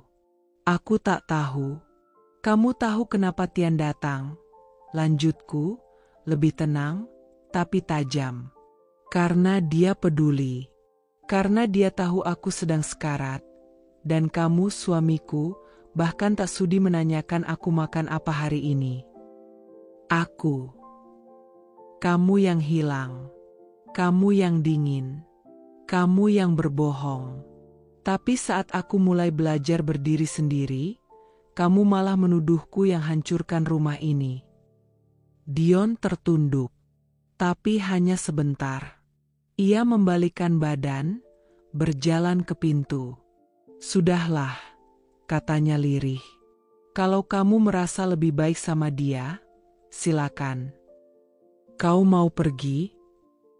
Dia membuka pintu dengan kasar. Angin malam langsung menerpa wajahku. Aku lebih baik pergi daripada melihat kamu makin berubah. Aku melangkah maju. Aku berubah? Atau kamu yang tak lagi bisa menahan topengmu sendiri? Dia menatapku, mata yang dulu penuh cinta, kini hanya sisa bayangannya. Lalu ia melangkah keluar, membanting pintu sekeras mungkin. Rania terbangun. Ia berlari keluar kamar dengan mata mengantuk dan takut. Mama, itu suara apa? Aku cepat-cepat memeluknya. Nggak apa-apa, sayang. Ayah cuma keluar bentar. Kenapa ayah marah-marah? Aku tak menjawab. Hanya memeluk lebih erat, menahan tubuhku agar tak runtuh. Kalau ayah pergi terus, mama sedih nggak? Aku menatap mata kecil itu, mata yang tak berdosa tapi penuh tanya. Mama nggak sedih ditinggal orang yang nggak lagi tahu caranya pulang. Malam itu aku tidak tidur.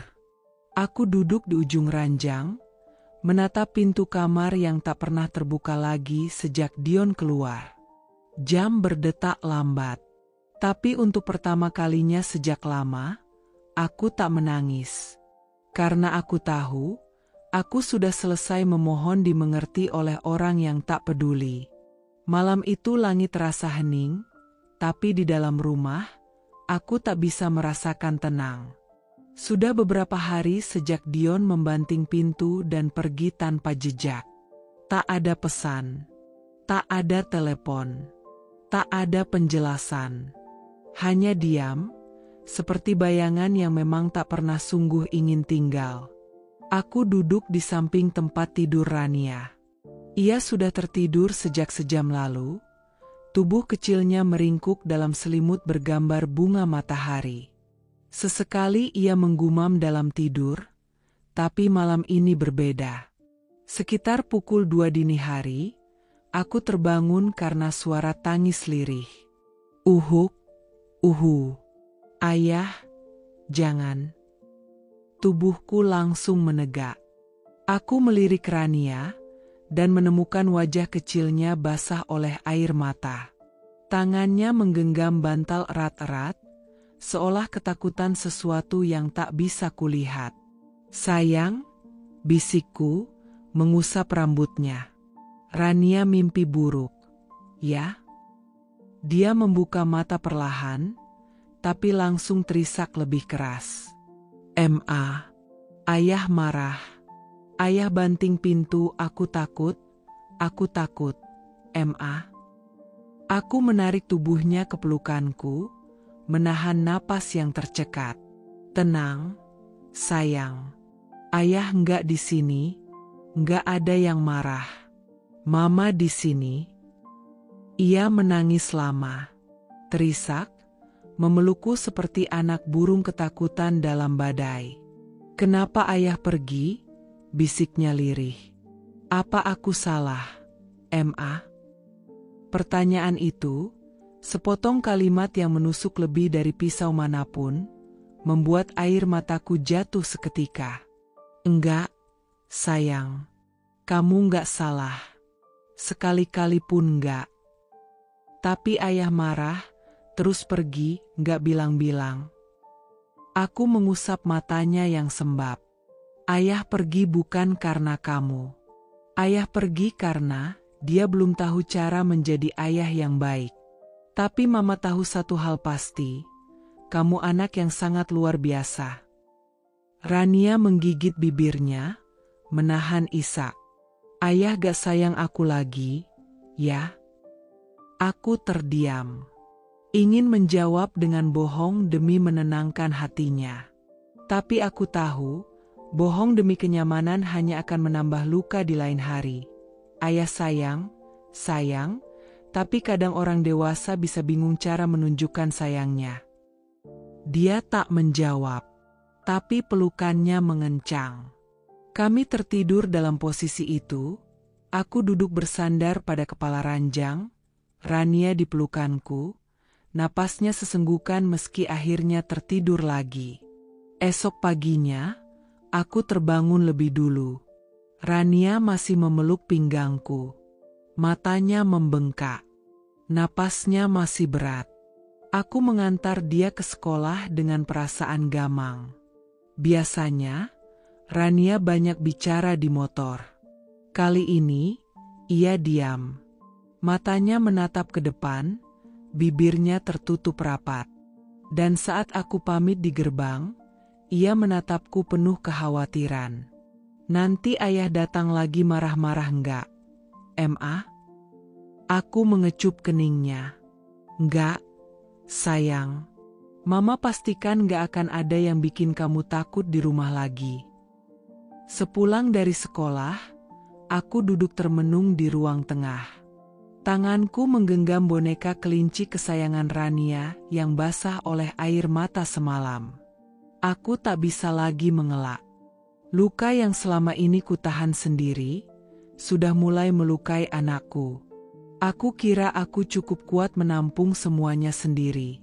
Tapi aku lupa, anak kecil tak butuh penjelasan logis untuk merasakan ketidakstabilan. Mereka membaca energi. Mereka mengingat suara keras. Mereka menelan nada-nada tajam yang keluar dari mulut orang dewasa dan menguburnya dalam mimpi buruk.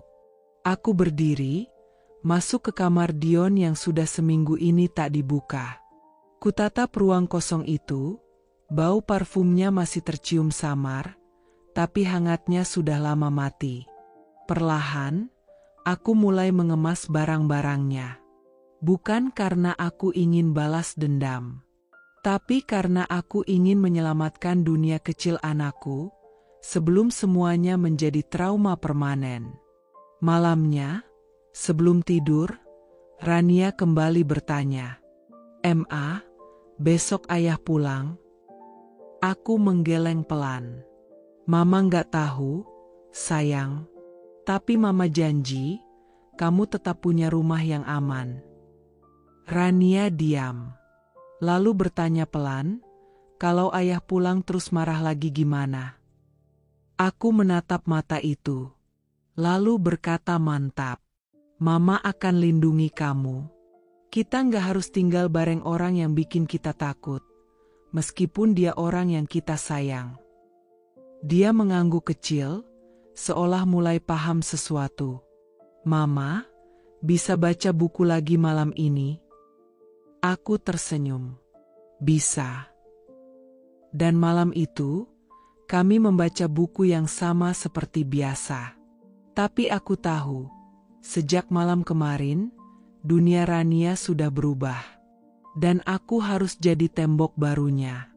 Karena sekarang, bukan cuma soal luka hatiku sebagai istri. Ini tentang membebaskan anakku dari lingkaran luka yang diwariskan sore itu. Hujan turun deras. Jalanan depan rumah tergenang, dan daun-daun dari pohon mangga berjatuhan ke teras. Rania sedang menggambar di ruang tamu, sesekali bertanya, Ma, kalau pelangi munculnya kapan? Dan aku hanya menjawab, setelah hujan paling deras, sayang. Kupikir hujan itu hanya akan membawa ketenangan. Tapi ternyata ia membawa sesuatu yang lain. Dion. Pintu diketuk pelan. Bukan dengan ketukan marah atau tergesa seperti malam terakhir kami bertengkar. Ketukan itu, ragu, pelan, penuh beban. Aku membukakan pintu. Dan di sana, di bawah gerimis tipis, berdiri pria yang dulu kupikir akan jadi tempat pulang. Basah kuyup, wajahnya lelah, dan matanya merah. Boleh aku masuk? Tanyanya lirih. Aku mengangguk, tapi tak berkata apa-apa. Dion melepas sepatunya, melangkah masuk pelan seperti orang asing yang kembali ke rumah lama, tapi tahu semuanya sudah berubah. Rania menoleh dari tempat duduknya, lalu menunduk kembali. Tak berlari seperti biasanya. Tak berseru, "Ayah," seperti dulu. Dion melirikku, lalu berkata, "Boleh bicara sebentar?" Berdua. Aku mengangguk. Kami masuk ke dapur. Aku duduk di kursi paling pojok, menjaga jarak. Ia berdiri beberapa saat, tak tahu harus mulai dari mana. Lalu tiba-tiba, air matanya jatuh. Aku, kacau, Thea. Ia duduk perlahan, tangan menggenggam rambutnya. Tubuhnya bergetar. Aku pikir dia sudah berubah. Salsa. Dia datang, katanya minta maaf, ingin mulai lagi sebagai teman. Awalnya aku nolak, tapi ia menatapku. Matanya merah. "Juwita," aku bimbang. Aku mengerutkan dahi, tapi tetap diam. Menunggu dia lanjut. "Aku bukan gak cinta kamu. Aku cinta." Tapi ketika dia datang lagi, semua masa lalu itu kayak diputar ulang. Luka, kenangan, semua bercampur. Aku pikir aku bisa tutup bab lama itu dengan mempertemukan diri dengannya, dengan cara baik-baik. Aku menahan napas. Tapi kamu gak tutup, Dion. Kamu buka lebar-lebar. Kamu biarkan dia masuk. Kamu biarkan dia duduk bersamamu, tertawa, menyentuhmu, di tempat umum, tanpa peduli aku atau anakmu. Aku salah. Kamu lebih dari salah. Ia menggeleng pelan. Aku ragu. Salahku adalah ragu. Padahal kamu ada di sini, setia. Tapi aku... Ia tak sanggup melanjutkan. Suaranya pecah. "Aku takut, Dion," kataku akhirnya. "Takut bukan karena kamu memilih dia, tapi karena kamu bimbang. Karena kamu punya keluarga yang kamu bentuk dengan sadar, tapi kamu masih menoleh ke belakang saat badai datang." Ia menangis. "Aku gak mau kehilangan kamu. Kamu sudah kehilangan aku. Sejak hari kamu minta anakmu berbohong. Sejak kamu menampar harga diri rumah ini dengan suapan dari masa lalumu." Dion berdiri, mengusap wajahnya. "Aku akan perbaiki semua." Aku menatapnya lekat. "Kamu tahu luka apa yang paling sulit disembuhkan?" "Apa?" "Yang datang dari orang yang kita percayai seutuhnya. Yang kita peluk setiap malam, tapi ternyata hatinya sudah tak lagi tinggal di sini." Dia terdiam, menunduk. Aku lanjut, suara mulai bergetar. "Cinta bisa tumbuh, tapi kepercayaan, saat sudah retak, tak bisa disambung dengan air mata. Thea, aku mohon." Aku gak tahan lihat Rania bangun tengah malam, menangis sambil memanggilmu, takut kamu marah. Dia mulai takut. Kamu bukan lagi pelindungnya, Dion. Kamu sumber lukanya. Dion terduduk kembali. Aku minta satu kesempatan. Untuk apa? Membuktikan bahwa kamu bisa berubah?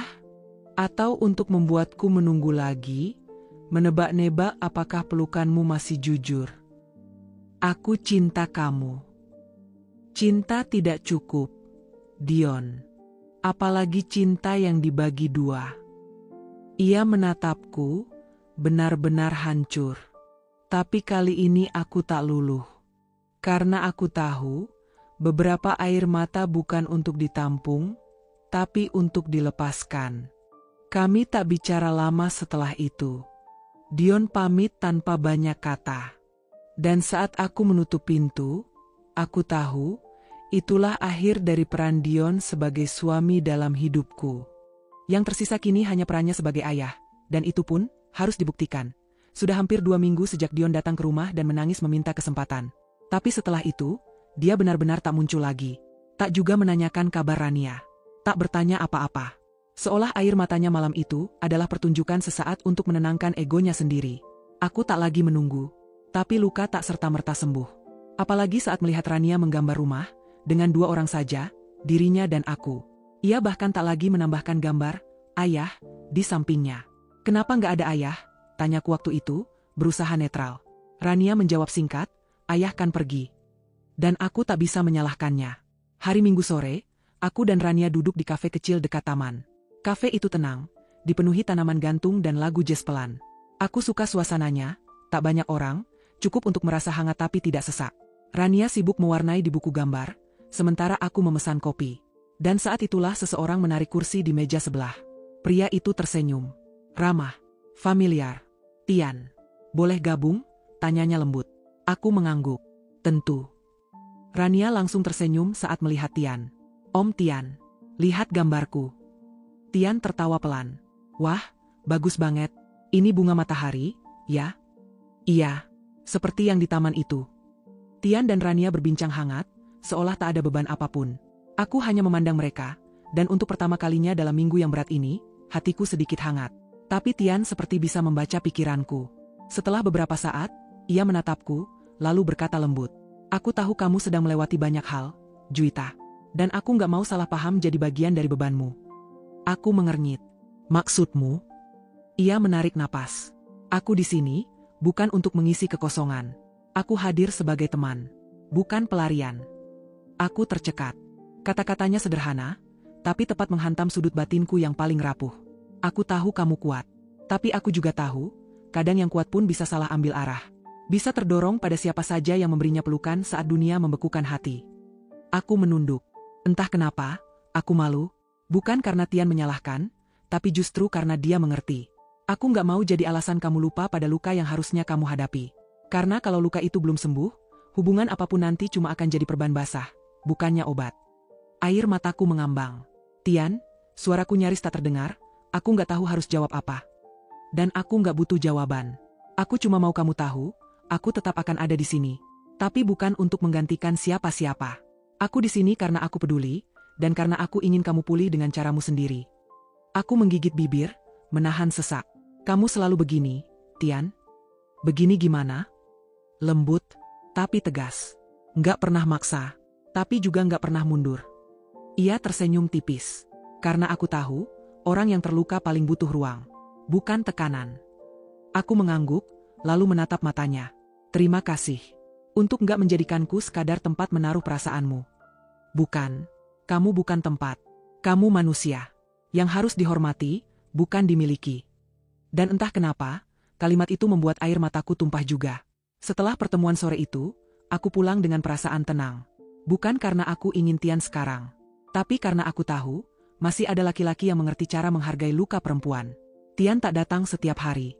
Tak memberi pesan manis berlebihan. Tapi dia hadir. Tepat saat dibutuhkan.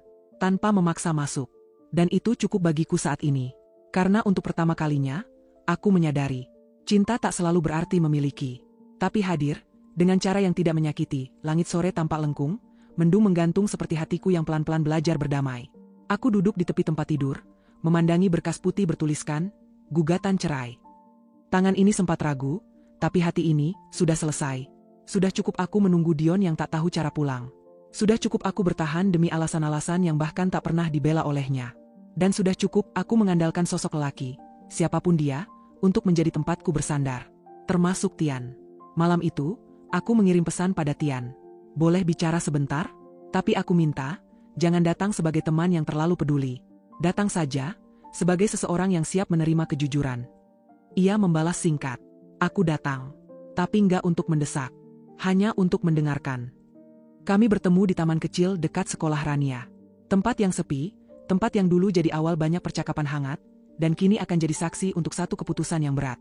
Tian datang dengan kemeja biru, rambut disisir rapi, dan senyum yang seperti biasa, tak pernah memaksa. Aku tahu, katanya sebelum aku sempat bicara. Kamu mau bilang kalau kamu butuh jarak. Aku terdiam. Dan aku juga tahu, lanjutnya pelan, kamu bukan mau menolakku. Kamu cuma butuh memastikan bahwa semua yang kamu pilih, benar-benar datang dari dalam hatimu sendiri. Bukan karena kamu butuh pelipur. Aku mengangguk, suara tercekat. Tian, kamu adalah orang paling tulus yang pernah masuk ke hidupku. Tapi justru karena ketulusan itu, aku nggak mau menyakitimu. Aku nggak sakit karena kamu jujur. Juwita, aku justru bersyukur kamu tahu batas. Aku menatapnya, dan kami diam beberapa detik. Aku mau mengurus perceraian, kataku pelan. Secara hukum, bukan hanya batin. Tian mengangguk. Dan setelah itu, lanjutku, aku nggak ingin siapa-siapa dulu. Nggak ingin mencintai siapapun. Aku cuma ingin jadi ibu. Jadi perempuan yang bisa lihat dirinya di cermin dan bilang, aku cukup, walau sendiri. Tian menarik napas panjang, lalu tersenyum. Aku bangga sama kamu. Air mata menetes pelan dari sudut mataku. Aku tahu, mungkin ini bukan akhir yang kamu harapkan. Bukan, jawab Tian jujur. Tapi ini akhir yang sehat. Dan kamu layak punya hidup yang sehat, bukan hubungan tambal sulam dari luka. Aku menunduk. Tian lalu berdiri, menepuk pundakku pelan. Kalau nanti kamu sudah benar-benar sembuh, dan kamu merasa ingin mengenal dunia dengan mata yang baru, mungkin aku masih ada di sini. Tapi kalaupun enggak, aku tetap akan bahagia tahu kamu baik-baik saja. Aku menatapnya, dan di dalam senyumnya, tak ada rasa kehilangan. Yang ada hanya rasa hormat. Dan bagiku, itu lebih dari cukup. Seminggu setelah itu, aku pergi ke pengadilan agama. Mengurus dokumen. Mengisi data. Menjawab petugas dengan suara datar tapi tegas. Saat ditanya alasan, aku tidak menangis. Aku hanya berkata, karena saya lebih takut kehilangan diri sendiri, daripada kehilangan pasangan yang tak tahu cara menghargai saya. Rania tumbuh cepat. Ia mulai tak lagi bertanya soal ayahnya. Tapi matanya tetap mencari pelukan setiap malam. Dan aku tak pernah absen memberinya itu. Kupeluk Rania bukan karena aku kuat, tapi karena aku sedang berjuang untuk menjadi kuat. Setiap malam, setiap pagi, setiap kali kuucapkan, kamu punya mama, dan itu sudah cukup. Sore itu langit mendung, tapi rumah terasa hangat. Rania sedang menyusun balok warna-warni di lantai ruang tamu, sambil bersenandung kecil. Aku duduk di kursi rotan, menyeduh teh jahe, mencoba menikmati waktu yang tenang. Tidak ada telepon mendadak, tidak ada pertengkaran, tidak ada rasa cemas tentang nanti malam pulang atau tidak. Baru saja aku menghirup teh hangat itu, terdengar suara bel. Pelan. Seperti ragu. Aku berjalan ke depan, membuka pintu dengan satu tangan masih memegang cangkir. Dan di sana, berdiri Dion. Dengan wajah lusuh, rambut tak disisir rapi, kemeja yang kusut, dan tangan gemetar membawa sebuket bunga lili putih. Juwita, suaranya lirih. Aku terdiam. Bukan karena kaget, tapi karena aku tahu, cepat atau lambat dia akan datang lagi. Kita bisa bicara sebentar? Tanyanya, nada suara nyaris seperti bisikan. Aku menatapnya beberapa detik, lalu membuka pintu lebar. Silakan. Dia masuk, matanya menyapu seluruh ruang, menatap Rania dari jauh, yang kini hanya melirik sekilas lalu kembali pada baloknya. Tak ada seruan, ayah. Tak ada lompatan kegirangan. Hanya tatapan kosong dan tenang. Aku duduk, meletakkan cangkir. Dion tetap berdiri, memeluk buket bunga seperti perisai. Aku tahu aku nggak pantas datang. Tapi, aku harus. Aku menatapnya, diam. Dia, Salsa, dia kabur lagi. Sama pria kaya. Aku tinggal sendirian. Lagi. Aku menarik napas dalam-dalam. Dan kamu pikir aku perlu tahu itu karena? Dion menunduk. Karena aku sadar. Semuanya. Aku salah. Aku bego. Aku hancurkan rumah yang indah cuma karena tertipu masa lalu. Dia lalu duduk perlahan di hadapanku. Aku nggak bisa berhenti mikirin kamu. Dan Rania. Rumah ini, aroma masakanmu. Senyummu yang terakhir kali kulihat waktu ulang tahunmu, dan bahkan saat itu pun aku nggak sempat bilang selamat. Mataku mulai memanas. Tapi aku tetap diam. Aku minta kesempatan kedua, Ju. Bukan cuma untukku, tapi untuk anak kita. Aku mau pulang. Aku mau bangun semuanya lagi. Dia menyodorkan bunga itu. Tangan kirinya sedikit gemetar. Aku menatap bunga itu. Cantik, segar. Tapi, tak bisa menghapus tahun-tahun yang membuatku merasa sendirian di pernikahan kami. Aku sudah ajukan gugatan cerai, kataku tenang. Dia tertegun. Tapi, kita masih bisa tarik lagi, kan? Kita bisa coba terapi, kita bisa pelan-pelan. Aku mengangkat tangan, menyuruhnya berhenti. Kamu tahu kenapa aku ajukan gugatan itu, Dion? Dia menatapku. Karena aku salah. Karena aku sakiti kamu. Bukan cuma itu, suaraku mulai bergetar, tapi tetap tegas. Karena aku akhirnya sadar bahwa kamu hanya mencariku ketika dunia menolakku. Kamu datang bukan karena cinta, tapi karena kamu kehilangan tempat nyamanmu. Itu nggak benar. Itu sangat benar, potongku. Kalau Salsa nggak kabur, kamu nggak akan berdiri di sini. Dia terdiam. Kamu bukan datang karena mau memperbaiki kami. Kamu datang karena sendirian. Tangisnya pecah. Tapi aku cinta kamu, Ju. Aku kangen Rania. Cinta? Aku menatapnya tajam. Cinta yang mana? Yang menyuruh anak sendiri bohong? Yang suapan mantan istri di mall? Sementara aku ulang tahun pun dilupakan?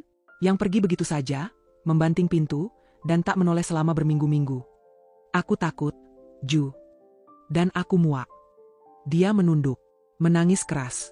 Tapi aku hanya menatap dengan mata yang kini tak lagi berkaca-kaca. Rania, panggilku pelan.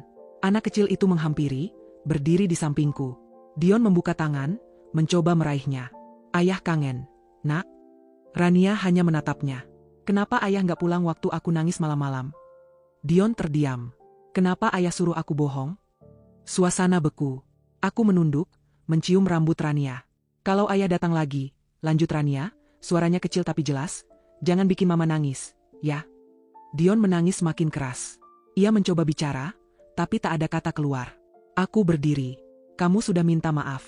Aku sudah mendengar. Sekarang, silakan pergi. Dan kalau mau ketemu Rania lagi, bicaralah lewat pengadilan. Dion menatapku, seolah ingin memohon lagi. Tapi aku menutup pintu pelan, bukan karena dendam. Tapi karena akhirnya aku belajar. Pintu yang sama tak harus dibuka 2 kali untuk orang yang pernah masuk dan meninggalkan luka. Pagi itu hujan rintik turun sejak subuh. Aku baru selesai menyapu halaman ketika suara mobil berhenti di depan pagar. Sebuah mobil hitam, yang dulu sering membuatku deg-degan menanti siapa yang turun, kini tak membuat jantungku berdebar sedikit pun. Dion keluar dari dalam mobil. Wajahnya terlihat lebih bersih dari terakhir kali kami bertemu, tapi mata itu tetap sama. Mata seseorang yang kehilangan sesuatu bukan karena dicuri, tapi karena dia sendiri yang membiarkannya jatuh. Tangannya membawa sesuatu. Sebuah kotak kecil. Dan senyum yang memelas. Juwita, panggilnya pelan. Aku tidak menyuruhnya pergi. Tapi aku juga tidak mempersilahkan masuk. Ada perlu apa lagi, Dion? Dia menunduk sesaat. Lalu menatapku, mencoba tampil meyakinkan. Aku tahu aku mungkin udah telat. Tapi aku nggak bisa diam aja. Aku udah mikir. Banyak. Tentang kita. Tentang Rania. Tentang semua kesalahan yang aku buat. Aku tetap diam. Tanganku bersedekap, menjaga jarak, menjaga hati. Aku sadar, hidupku kosong tanpa kalian. Salsa pergi, ya. Tapi bukan itu alasan aku kesini. Aku kesini karena akhirnya aku sadar, rumah yang sesungguhnya bukan tempat nyaman, tapi tempat kita dihargai dan dimanusiakan. Dan itu cuma kamu yang pernah kasih. Aku menatapnya lama, tak bergeming. Lalu aku berkata pelan, tapi tegas. Dulu kau datang padaku saat hancur. Sekarang kau datang hanya karena ditinggal dia lagi? Maaf, Dion. Aku bukan tempat singgahmu. Wajah Dion berubah. Ia membuka mulutnya, tapi tak segera bicara. Aku bukan tisu yang kau pakai untuk mengeringkan air mata, lalu kau buang ketika senyummu kembali. Enggak, Ju. Aku nggak anggap kamu seperti itu. Lalu kenapa kau selalu datang setelah terluka? Setelah gagal? Setelah ditinggal? Kenapa bukan saat aku ulang tahun dan menunggumu semalaman? Kenapa bukan saat Rania menangis di tengah malam mencari ayahnya? Ia menggeleng, pelan. Aku takut. Aku lari dari rasa bersalah. Kau lari dariku. Dan sekarang datang lagi hanya karena kau tak punya tempat lain. Dion terdiam. Napasnya pendek. Tangannya mengepal. Aku bukan pelabuhan, Dion. Aku ini kapal. Yang juga punya arah. Dan aku sudah tidak bersandar padamu lagi. Tapi Rania. Rania sudah lebih kuat darimu. Dia sudah belajar menerima kehilangan. Kau yang belum. Air matanya mulai jatuh. Tapi aku tidak tersentuh.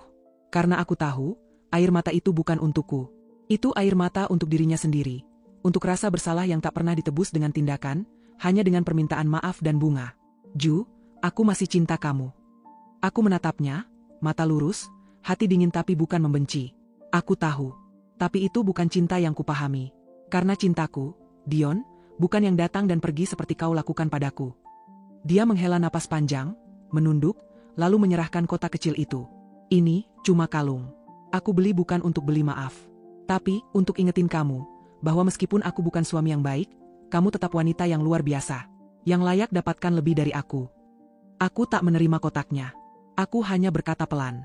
Terima kasih. Tapi aku sudah menemukan itu di dalam diriku sendiri. Dion memaksakan senyum. Tapi matanya basah. Ia mengangguk perlahan, lalu melangkah mundur, masuk ke mobilnya lagi tanpa kata-kata. Saat mobilnya menjauh, aku berdiri mematung di bawah gerimis.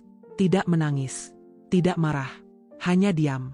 Tapi bukan diam yang kosong, melainkan diam yang penuh kemenangan.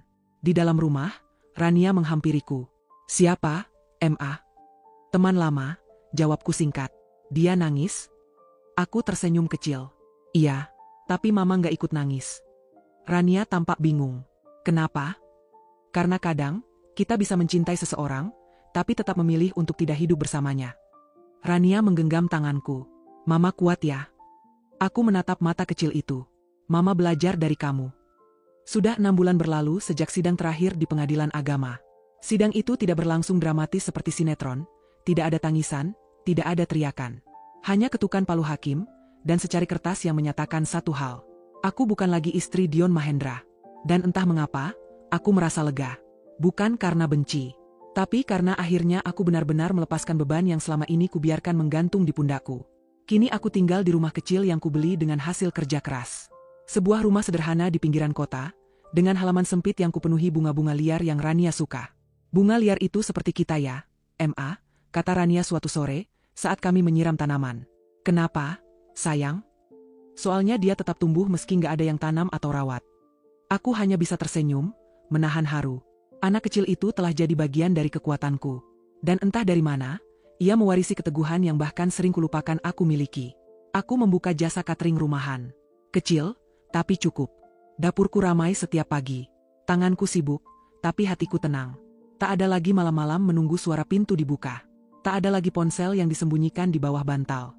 Tak ada lagi rasa ditinggalkan dalam hubungan yang seharusnya membuatku utuh. Sekarang, aku hidup bersama satu cinta kecil yang selalu tumbuh bersamaku, Rania.